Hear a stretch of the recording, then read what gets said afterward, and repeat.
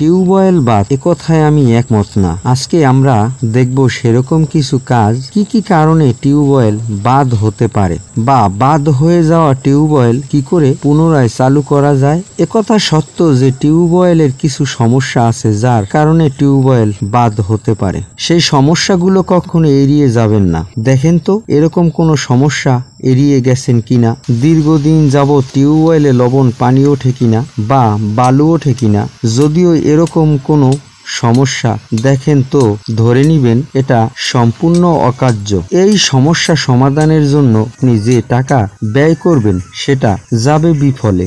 এই সমস্যার গ্যারান্টিযুক্ত কোনো সমাধান নেই। অন্য যে সমস্ত স্থায়ী সমাধান হয়, পানি ওঠে না, ঘোলা পানি ওঠে, হাওয়া ধরে ইত্যাদি ইত্যাদি, এর স্থায়ী কি সমাধান? টিউবওয়েলটা মগ পানি ভরার জন্য 3 ঘন্টা লেগে যায়।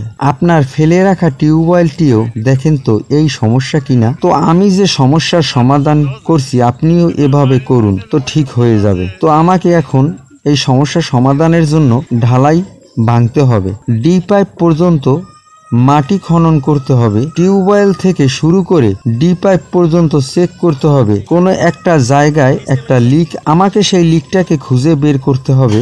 আমাদের ধারণাটা ঠিক ছিল, আমরা যা ধারণা করছিলাম সেটাই হলো। আমাদের সেই কাঙ্ক্ষিত স্থানে আমরা পৌঁছে গেছি। তার মানে আমরা লিকটাকে অলরেডি খুঁজে পেয়ে গেছি। দেখতেছেন যে লোহার পাইপটা ছিদ্র হয়ে গেছে। যেহেতু আমরা রোগ নির্ণয় করতে পেরেছি, এখন আমাদের চিকিৎসার পালা। তো এখন আমাদের মূল লক্ষ্য হলো পাইপটাকে পরিবর্তন করা। ডি পাইপের জয়েন্টের একটু নিচ থেকে পাইপটাকে আমাদের কেটে নিতে হবে। এগুলো অনেক আগের জিআই শর্ট পিস। তখনকার দিনে এই শর্ট পিসগুলো 5 ফিট পরিমাণ হতো।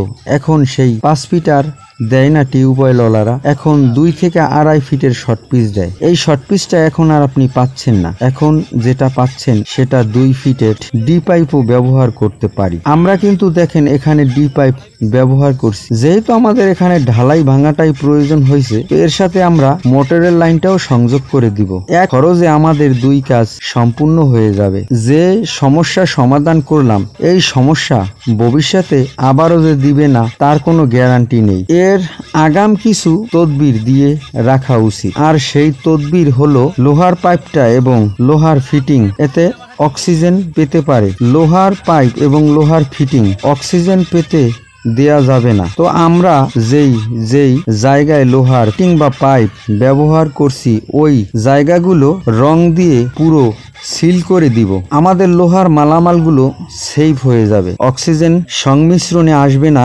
আমাদের লোহার পাইপ এবং লোহার ফিটিং অক্সিজেনের সংমিশ্রণে আসছে না। সেই সাথে সাথে আমরা আরেকটা প্রশ্নের জবাব হয়তো পেয়ে গেছি। কি বলেন তো? এই সমস্যার একটা স্থায়ী গ্যারান্টি হয়ে গেল। তো আজকে এই পর্যন্তই। খোদা হাফেজ। আপনারা ভালো থাকবেন। এই গরমে নিজে এবং নিজের পরিবারকে বিশুদ্ধ পানি পান করানোর চেষ্টা করবেন। আসসালামু আলাইকুম।